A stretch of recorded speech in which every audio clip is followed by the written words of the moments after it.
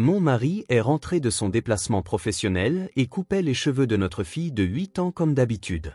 Soudain, ses mains se sont arrêtées. « Viens ici une seconde. » Sa voix tremblait. Lorsqu'il a soulevé doucement le cuir chevelu de notre fille, son visage est devenu pâle. Avant de commencer l'histoire, n'oubliez pas de laisser un like et de vous abonner à la chaîne pour voir plus d'histoires comme celle-ci. À 6h30 du matin, je me suis réveillé avant que le réveil ne sonne. Depuis des années maintenant, mon corps a pris l'habitude de se réveiller à cette heure. Je me suis glissé hors du lit et me suis dirigé sans bruit vers la cuisine. En allumant la machine à café, j'ai organisé mentalement le programme de la journée. Ce matin, un soin du visage pour ma cliente régulière, Madame Thompson, 3 nouvelles clientes cet après-midi, et une réunion du personnel le soir. Cela fait 5 ans que j'ai ouvert le Serenity Spa. D'un petit salon, il est devenu un spa haut de gamme avec 7 employés. J'en suis fier et c'est épanouissant. Mais parfois, je me demande soudain, est-ce qu'il me manque quelque chose? J'ai jeté un coup d'œil dans la chambre de Sophia, elle dormait encore. Ma fille de 8 ans était recroquevillée en boule, serrant contre elle son lapin en peluche préféré, ses cheveux tombant sur son visage. J'aurais voulu les caresser doucement, mais j'avais peur de la réveiller. Je lui parlerai ce soir, quand nous aurons le temps. Le lit sans Michael est bien trop grand. Mon mari est parti depuis 3 mois en mission pour un projet majeur. Compte tenu de sa carrière d'architecte-designer, il ne pouvait pas refuser ce poste. Nous en avons discuté et avons pris la décision ensemble. Il ne rentre que le week-end. Les 5 autres jours, nous ne sommes que Sophia et moi. Mais je n'élève pas ma fille seule. J'ai ma sœur, Rachel. Rachel travaille de chez elle comme graphiste. Elle a 2 enfants, Ethan, 11 ans, et Olivia, 9 ans, qui ont à peu près le même âge que Sophia. Dès que Michael est parti, Rachel m'a dit « Laisse-moi m'en occuper. Sophia peut passer du temps chez nous après l'école. C'est mieux d'être avec ses cousins que seule à la maison, non ? Ça a été une aide précieuse. Je peux lui faire entièrement confiance. » Sophia semblait un peu hésitante au début, mais elle a vite paru s'adapter. Ethan et Olivia se sont montrés gentils avec elle. Chaque jour, Rachel m'envoie des messages avec des photos, les 3 faisant leurs devoirs ensemble, des visages souriants, en train de prendre le goûter. Et pourtant, ces derniers temps, quelque chose me tracassait. Sophia s'était mise à porter des chapeaux ou des bandeaux en permanence. Dès son réveil, elle enroulait un bandeau rose autour de sa tête. Quand elle rentrait de l'école, elle le gardait. Elle ne l'enlevait que juste avant son bain. « Pourquoi portes-tu tout le temps des bandeaux en ce moment ?» lui ai-je demandé une fois. Sophia a réfléchi un instant, puis a répondu « Je n'aime pas mes cheveux. » Quand j'ai essayé de l'emmener chez le coiffeur, elle a secoué la tête. « Je ne veux pas y aller. » Quand je lui ai demandé pourquoi, elle répondait seulement « Je ne veux pas, c'est tout. » De plus, elle s'est mise à pleurer plus souvent la nuit, faisant apparemment des cauchemars. Lorsque je me précipitais dans sa chambre, paniquée, Sophia tremblait sous les couvertures. Sa voix appelant « Maman » semblait venir de très loin. J'en ai parlé à Rachel. Les filles de cet âge sont comme ça. Je me souviens qu'Olivia, à peu près au même âge, a soudain commencé à se soucier de la mode. C'est un signe qu'elle grandit, n'est-ce pas? Peut-être. C'est peut-être le début de l'adolescence. Même à 8 ans, les filles sont sensibles. S'inquiéter de leurs cheveux, pleurer à cause de leurs rêves. Ce sont des choses qui arrivent. Moi aussi, je faisais beaucoup de rêves quand j'étais enfant. Malgré tout, quelque chose me tourmentait, mais je n'arrivais pas à mettre le doigt dessus. Jeudi soir, Michael a appelé. « Je peux rentrer ce week-end. » Sa voix, que je n'avais pas entendue depuis si longtemps, m'a réchauffé le cœur. Cela faisait 3 semaines. « Sophia va être si heureuse » ai-je dit. Mais quand je l'ai annoncé à Sophia, l'expression de ma fille était complexe. Elle semblait heureuse, mais aussi quelque peu confuse. « Tu ne veux pas voir papa » ai-je demandé, et Sophia a légèrement hoché la tête. C'est tout. Je n'y ai pas vraiment réfléchi. Elle est sûrement juste nerveuse parce que ça fait longtemps. Une fois que Michael sera rentré, elle sourira comme avant. J'attendais avec impatience le vendredi soir, un week-end à nous 3. Du temps en famille. Après si longtemps, je suis allé faire des courses au supermarché, prévoyant de préparer le plat préféré de Michael, du poulet rôti. Vendredi soir, Michael est rentré un peu après 19h. J'ai entendu la porte d'entrée s'ouvrir et je me suis précipité sans réfléchir. Le visage de mon mari, après 3 semaines, semblait un peu fatigué, mais il souriait. Je suis rentré. Bon retour. Quand nous nous sommes étreints, sa chaleur m'a semblé si familière. C'était la première fois depuis notre mariage que nous vivions séparés aussi longtemps. Nous nous parlons au téléphone tous les jours, mais entendre sa voix ne suffit pas. Sophia, papa est rentré. J'ai entendu de petits pas venant du salon. Sophia est apparue lentement dans le couloir, portant toujours son habituel bandeau rose. Elle a levé les yeux vers mon mari. Sophia, c'est papa. Michael s'est accroupi pour se mettre à sa hauteur, mais Sophia n'a pas fait un pas de plus. Elle est restée là, avec des yeux qui semblaient regarder au loin. Tu as tellement grandi, a dit Michael. Sophia a légèrement hoché la tête. C'est tout. Le dîner était composé du poulet rôti et de la salade que j'avais préparée. Nous étions tous les trois assis à table ensemble pour la première fois depuis longtemps. Mais la conversation n'était pas fluide. Même quand Michael parlait de son travail ou que j'abordais des sujets sur l'école, Sophia ne répondait que par « oh » ou « je suppose ». Elle est peut-être fatiguée, a dit Michael à voix basse. Oui, elle a eu des événements à l'école cette semaine, ai-je répondu, mais ce n'était pas vraiment vrai. Sophia n'était pas juste fatiguée. Quelque chose était différent, mais je ne savais toujours pas quoi. Après le dîner, Sophia est retournée directement dans sa chambre. Michael et moi nous sommes assis côte à côte sur le canapé du salon.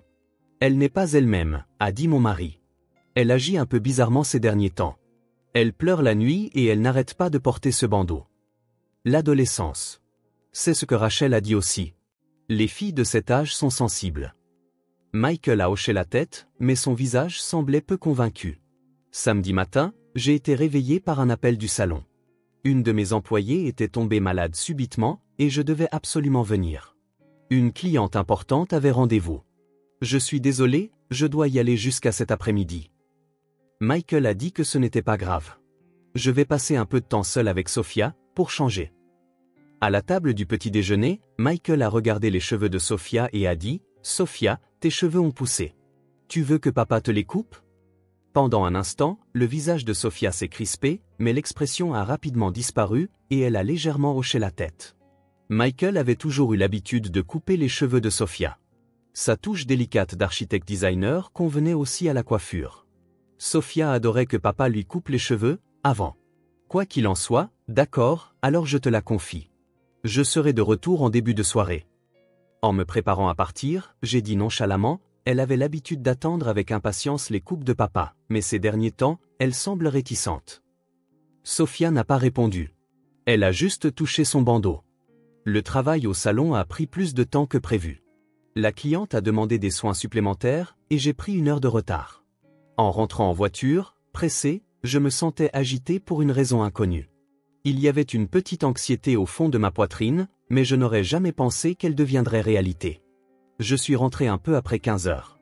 Quand je suis entré dans le salon, Michael et Sophia étaient là. Du papier journal était étalé sur le sol et Sophia était assise dessus. Michael se tenait derrière notre fille, des ciseaux à la main. Je suis rentré. Ils se sont tous les deux tournés vers moi. Le visage de Michael était calme, mais celui de Sophia était figé. Bon retour. Je viens juste de finir de couper, a dit Michael normalement. J'ai supposé qu'il avait coupé les cheveux de notre fille et qu'ils avaient passé un bon moment ensemble, comme d'habitude. L'école, c'est amusant, avait demandé Michael. Oui, c'est amusant, avait répondu Sophia. Et chez tante Rachel? Tu t'entends bien avec Ethan et Olivia? Oui. La conversation n'allait pas plus loin. Michael caressait doucement les cheveux de notre fille, l'air pensif. Peut-être est-elle timide parce que ça fait si longtemps.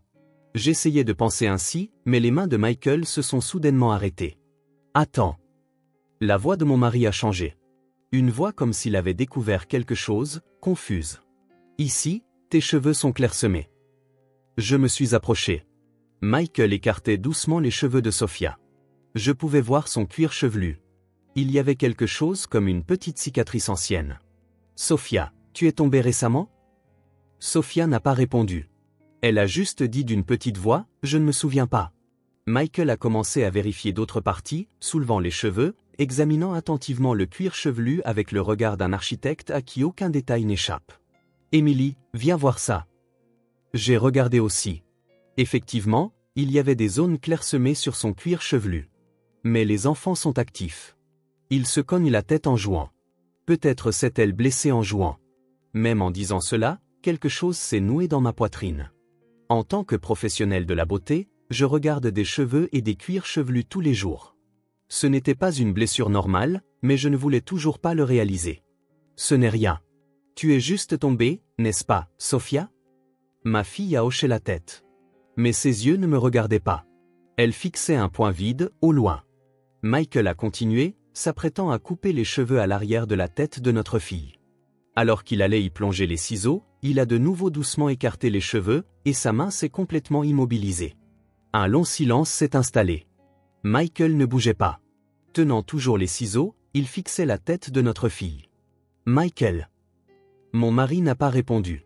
Lentement, de ses mains tremblantes, il a soulevé davantage de cheveux de notre fille. Et encore, et encore. La couleur a déserté son visage. Émilie.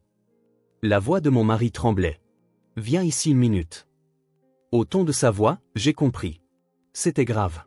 Quelque chose de très grave s'était produit. Je me suis précipité. J'ai essayé de regarder où Michael pointait, mais il m'a arrêté. Sophia, papa et maman doivent parler seuls un instant. Peux-tu aller dans ta chambre? Sophia s'est levée, marchant sur les cheveux éparpillés sur le sol. Son petit dos a monté les escaliers. J'ai entendu la porte de la chambre se fermer. Qu'est-ce qui s'est passé? Michael a lentement pris ma main. Puis il a pointé les cheveux restants sur le sol. Regarde ça. Sur le sol, des cheveux coupés étaient éparpillés. Mélangés à eux, plusieurs cheveux qui semblaient avoir été arrachés à la racine. Et ça? Michael a sorti son smartphone. Une photo est apparue à l'écran. Quand j'ai vu ce qu'elle montrait, mon monde s'est arrêté. J'ai fixé l'écran du smartphone, clignant des yeux encore et encore. Ce n'est pas réel. Je voulais le penser. Ce qui apparaissait à l'écran était le cuir chevelu de Sophia, de multiples cicatrices anciennes, des décolorations semblables à des bleus, et des zones où les cheveux avaient été arrachés et étaient clairsemés. Pas seulement à un ou deux endroits. Elles étaient disséminées sur tout son cuir chevelu. Quand as-tu pris ça?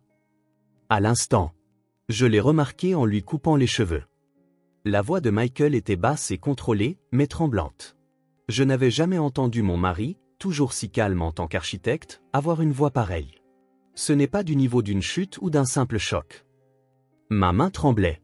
La main qui tenait le smartphone me semblait ne plus m'appartenir. Tu as demandé à Sophia? Je lui ai demandé, mais elle ne veut rien dire. Elle se contente de secouer la tête. Michael s'est affalé sur une chaise, se couvrant le visage de ses deux mains. Au début, je pensais que c'était juste un endroit. Peut-être qu'elle s'est blessée en jouant. Mais à chaque fois que j'écartais ses cheveux, je trouvais de nouvelles blessures. Des anciennes et des nouvelles, toutes mélangées. Je ne pouvais plus tenir debout et je me suis assise sur le canapé. Mon esprit s'est vidé. Non, pas vidé.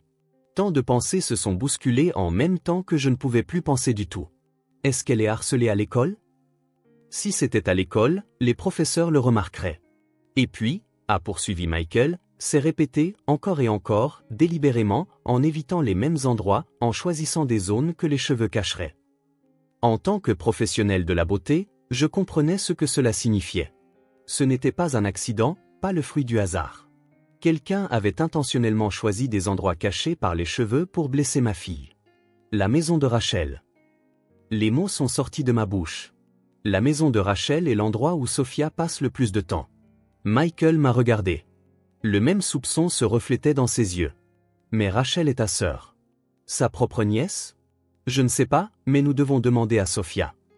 Nous sommes montés à l'étage. Devant la porte de la chambre de Sophia, nous avons pris une profonde inspiration, frappé, et ouvert lentement la porte. Sophia était assise sur le lit, serrant son lapin en peluche, les genoux repliés. En nous voyant, son corps a sursauté. Sophia. Je me suis assise au bord du lit. Michael s'est assis de l'autre côté, encadrant notre fille, mais doucement, sans l'intimider. Maman et papa ne sont pas en colère. Peux-tu nous dire ce qui s'est passé? Sophia n'a rien dit. Elle a serré la peluche encore plus fort. Les blessures sur ta tête. Que s'est-il passé? Tu es tombé? Quelqu'un t'a bousculé? Elle a secoué la tête. Il s'est passé quelque chose à l'école? Elle a de nouveau secoué la tête. Michael a demandé doucement, tu passes de bons moments chez tante Rachel? Le corps de Sophia s'est raidi. À cette réaction, nous avons compris. Et Ethan et Olivia? Ils sont gentils avec toi? Silence. Un long, très long silence. Puis une seule larme a coulé de l'œil de Sophia. Sans un bruit, elle a juste pleuré en silence, ses épaules tremblant légèrement. Sophia, s'il te plaît, dis-le à maman. J'ai essayé de prendre ma fille dans mes bras, mais Sophia a gardé son corps raide et n'a rien dit. Michael s'est levé, a quitté la pièce et est revenu aussitôt. Dans sa main, il tenait quelques-uns des cheveux qui étaient sur le sol. Des cheveux qui avaient été arrachés. Sophia, regarde ça. Ces cheveux n'ont pas été coupés. Ils ont été arrachés. Sophia a fermé les yeux. Qui t'a tiré les cheveux? Pas de réponse. Maman et papa veulent te protéger, mais nous ne pouvons pas te protéger si tu ne nous dis pas ce qui s'est passé. Ma voix tremblait. Je retenais désespérément les larmes qui menaçaient de déborder. Je ne devais pas pleurer devant ma fille. Si je pleurais, Sophia serait encore moins capable de parler. As-tu peur? Quelqu'un t'a dit quelque chose qui t'a fait peur? Les lèvres de Sophia ont légèrement bougé. Elle essayait de dire quelque chose, mais aucun son n'est sorti. Michael et moi avons simplement attendu. Nous étions prêts à attendre aussi longtemps qu'il le faudrait, des minutes, des heures, pour que notre fille soit prête à parler. Finalement, Sophia a dit d'une petite voix, « Je suis désolée. » Désolée de quoi? De ne pas l'avoir dit à maman. Pourquoi ne pouvais-tu pas me le dire? Sophia a levé le visage. Avec un visage brouillé par les larmes, elle m'a regardé. Parce que sa voix s'est brisée. Parce que maman travaille si dur tous les jours et que papa est loin. Je pensais que si je disais quelque chose, maman serait triste. Ma poitrine s'est serrée. Une enfant de 8 ans avait caché sa propre douleur, s'inquiétant pour sa mère. A continué Sophia, ils ont dit que si je le disais, ce serait pire. Qui a dit ça? Au lieu de répondre, Sophia s'est remise à pleurer. Cette fois-ci à voix haute, comme si les émotions qu'elle avait retenues débordaient soudainement. J'ai serré ma fille dans mes bras. Cette fois, Sophia n'a pas résisté. Elle a appuyé son petit corps contre ma poitrine, pleurant violemment. C'est fini maintenant. Maman et papa sont là. Plus personne ne te fera de mal. Je te le promets. Michael nous a enlacés toutes les deux. Nous nous sommes tenus ainsi tous les trois, attendant simplement que Sophia cesse de pleurer. Je ne sais pas combien de temps a passé. Finalement, les pleurs de Sophia se sont calmés, se transformant en simple OK. Prends ton temps. Raconte-nous tout. Tu n'as pas à avoir peur. Maman et papa te protégeront absolument. Sophia a lentement levé son visage aux yeux rouges et gonflés. Elle nous a regardés, d'une voix tremblante, elle a commencé à parler. Au début, chaque mot était arraché avec difficulté. Au début, il me tirait juste un peu les cheveux. Mon corps s'est glacé. Qui? Ethan et Olivia. Le bras de Michael s'est tendu. J'ai désespérément essayé de rester calme. Il disait que c'était pour jouer, mais c'est devenu de plus en plus fort. La voix de Sophia était brisée et saccadée. On m'a appuyé la tête contre le mur, on l'a cognée sur le sol. Ma vision s'est brouillée. La colère, la tristesse et la colère contre moi-même ont déferlé d'un seul coup. Il disait que ce n'était pas grave, parce que les cheveux cachent la tête, a dit Sophia. Olivia a dit ça. C'était délibéré. Une enfant de 9 ans choisissait des endroits cachés par les cheveux pour blesser sa cousine. Et tante Rachel? Elle regardait? Sophia a hoché la tête. Elle regardait. Mais les mots suivants de ma fille ont fait s'effondrer mon monde. Elle ne les a pas arrêtés. Rachel avait vu Sophia se faire maltraiter et ne l'avait pas arrêtée. Tenant toujours Sophia dans mes bras, j'ai essayé de me représenter le visage de Rachel, mais je n'y arrivais plus. Le visage de la Rachel que je croyais connaître se transformait en celui d'une étrangère. « Depuis quand ?»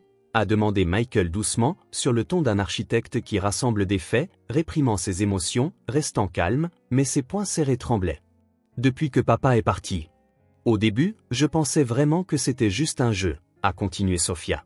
Une fois qu'elle a commencé, les mots ont déferlé comme un barrage qui cède. Ethan m'a tiré un peu les cheveux. Quand j'ai dit que ça faisait mal, il s'est excusé. Alors j'ai pensé qu'il s'amusait. Et puis le lendemain, ils l'ont refait, plus fort cette fois. Olivia aussi. La voix de Sophia tremblait. Mais ils riaient tous les deux. Ils disaient que c'était un jeu, que c'était amusant. Comment une enfant de 8 ans pouvait-elle faire la différence entre un jeu et la violence? Si des cousins plus âgés le disaient avec le sourire, elle devait croire que c'était un jeu. Ça a empiré progressivement. On m'appuyait la tête sur le sol. Légèrement au début, puis de plus en plus fort. J'ai fermé les yeux. Je ne voulais pas imaginer, mais les mots de ma fille créaient des images dans mon esprit. Un jour, Ethan m'a cogné la tête contre le mur. Ça m'a fait très mal et j'ai pleuré. Où était tante Rachel à ce moment-là? Elle était là, dans le salon, elle regardait. Sophia s'est faite toute petite. Mais elle a juste dit, ce n'est rien, c'est un jeu. Tout le monde fait ça. J'entendais la voix de ma sœur dire des choses cruelles d'un ton doux. Olivia a dit que la tête, c'est bien, parce que les cheveux la cachent et que maman ne le saura pas. Une enfant de 9 ans savait comment dissimuler des preuves. Qui lui avait appris ça? Après ça, c'était toujours juste la tête. Sophia a touché sa propre tête. Ethan a dit, si tu le dis, on te fera des choses pires. Des menaces. Un enfant de 11 ans menaçait sa cousine de 8 ans. Olivia a dit, ta maman et ton papa vont divorcer. Mon cœur a failli s'arrêter. Divorcer. Une enfant de 9 ans utilisait ce mot. Elle a dit, maman est occupée avec son travail. Ce serait triste de l'inquiéter davantage. Sophia a levé les yeux vers moi. Je le pensais vraiment. Maman est fatiguée tous les jours et papa est loin. Si j'endurais ça, la famille resterait heureuse. J'avais l'impression que ma poitrine allait éclater. Ma fille avait essayé de me protéger. Une enfant de 8 ans s'inquiétait pour sa mère et cachait sa propre douleur. Sophia, ce n'est pas vrai. Tu n'avais jamais à endurer quoi que ce soit. Michael a doucement caressé la tête de notre fille. Son cuir chevelu blessé, si doucement. Ça faisait mal, n'est-ce pas? Tu avais peur, n'est-ce pas? Je suis désolé que nous ne nous soyons pas rendus compte. Les yeux de Michael étaient aussi remplis de larmes. Est-ce que tante Rachel a dit autre chose? Sophia a hoché la tête. Elle a dit, c'est notre secret. C'est spécial. Secret. Spécial. Des mots de manipulation. Elle a dit, c'est de ta faute si tu es faible. Tu dois devenir plus forte. Culpabiliser la victime. Ma sœur avait instillé la culpabilité chez ma fille. Michael s'est levé, a pris son smartphone. Sophia, peux-tu me montrer ta tête encore une fois? Laisse-moi prendre des photos. Notre fille a hoché la tête. Michael a soigneusement photographié chaque blessure sous différents angles, plusieurs clichés pour préserver les preuves. C'est Ethan et Olivia qui ont fait ça. Tu es sûr? Oui. Et tante Rachel regardait? Oui, toujours. Je suis sorti de la chambre. J'avais la nausée.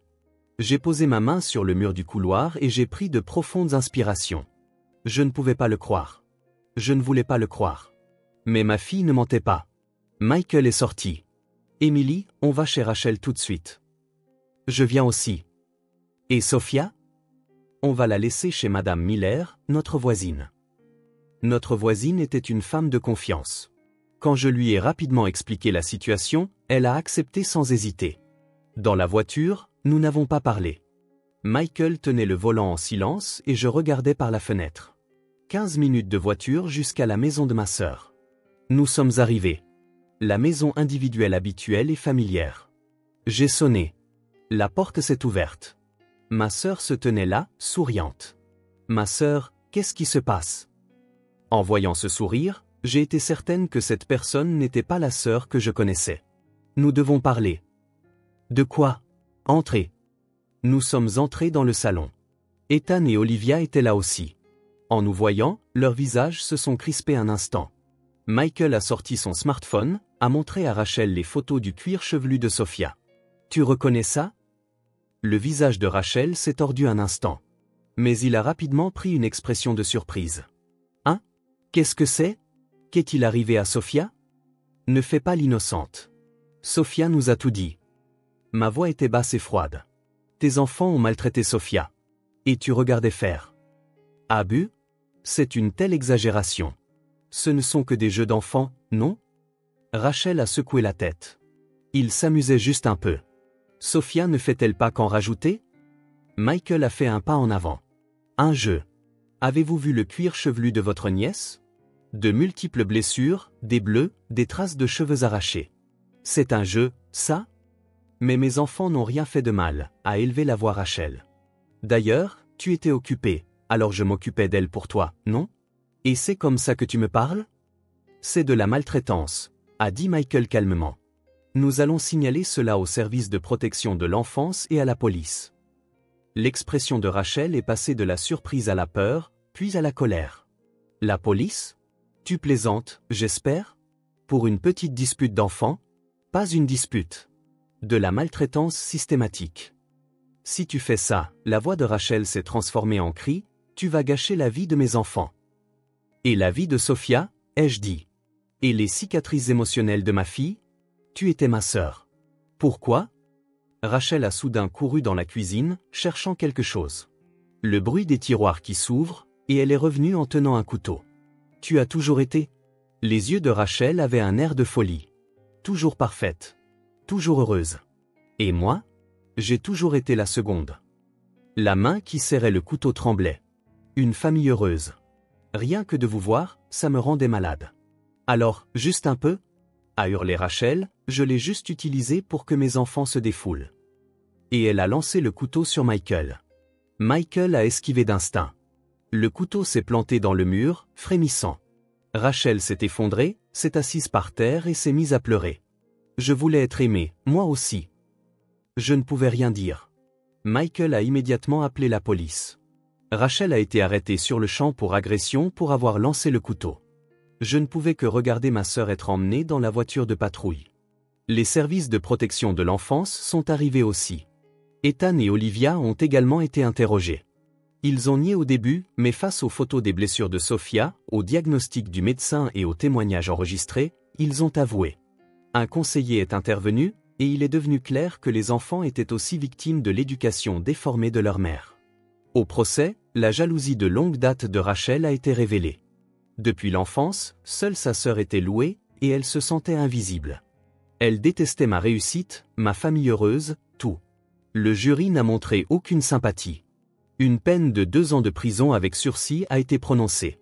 Cependant, tout contact avec des enfants lui a été interdit. Ethan et Olivia ont été pris en charge par leur père. Les enfants changent progressivement grâce à un suivi psychologique. Un jour, une lettre est arrivée pour Sophia. Je suis désolé, nous avons eu tort, d'une écriture maladroite. Sophia a commencé un suivi avec un thérapeute spécialisé. Les premiers mois, les cauchemars ont continué. Maintes fois, nous avons tenu notre fille alors qu'elle criait dans la nuit, mais peu à peu, son sourire est revenu. Michael a quitté sa mission. Nos revenus ont diminué, mais il a décidé de donner la priorité à la famille avant tout. J'ai également réduit les heures d'ouverture du salon pour chérir plus que tout le temps passé avec Sophia. Je n'arrêtais pas de me blâmer, moi, une professionnelle de la beauté qui n'avait même pas été capable de regarder le cuir chevelu de sa propre fille. Je ne pouvais pas me pardonner de ne pas avoir remarqué. Mais Michael et Sophia m'ont soutenu. Maman, ce n'est pas ta faute. 1 an plus tard, les cheveux de Sophia ont retrouvé leur santé. Les blessures du cuir chevelu sont à peine visibles maintenant. Mieux encore, elle sourit davantage. Elle s'est fait des amis à l'école et elle est fière de dire « plus de secrets ». Le week-end, nous étions au parc. Nous faisions un pique-nique tous les 3. Sophia courait dans l'herbe, sans bandeau ni chapeau, ses cheveux flottant au vent, étincelants. Emily. Michael m'a serré la main. On s'en est sorti. J'ai hoché la tête. Les larmes menaçaient de déborder. Mais cette fois, ce n'étaient pas des larmes de tristesse. La vraie famille, ce n'est pas une question de sang, n'est-ce pas? J'avais réalisé que ma sœur de sang n'était pas ma famille. Mais ces 3 personnes étaient ma famille, quoi qu'il arrive. Ce soir-là, une lettre de Rachel est arrivée. Des lettres envoyées de nombreuses fois pendant sa période de probation. Ne pouvons-nous pas recommencer? J'étais aussi de la famille. Je n'avais jamais répondu une seule fois. Mais aujourd'hui, c'était différent. J'ai écrit une dernière lettre. Je ne peux pas te pardonner, mais j'arrêterai de te haïr aussi. De loin, je prie pour que tu trouves le bonheur. Adieu, Rachel. J'ai scellé l'enveloppe et l'ai déposée dans la boîte aux lettres. Nous allons de l'avant. Sophia, Michael et moi, tous les 3. Les cicatrices peuvent rester, mais elles sont aussi la preuve de ce que nous avons surmonté. On dit qu'on ne choisit pas sa famille, mais on peut choisir qui on considère comme sa famille. Nous nous sommes choisis les uns les autres, et nous continuerons à nous choisir. Quand je suis retourné dans le salon, Sophia lisait un livre sur le canapé. Quand je me suis approché, elle a levé les yeux et a souri. « Maman, tu me couperas les cheveux demain ?»« Bien sûr. Quelle coiffure veux-tu ?»« Je les veux courts. Je veux devenir une nouvelle moi. » J'ai serré ma fille dans mes bras. C'est merveilleux. Une nouvelle toi. Dehors, le soleil se couchait. Une longue journée se terminait et un nouveau lendemain commençait. Nos nouveaux jours.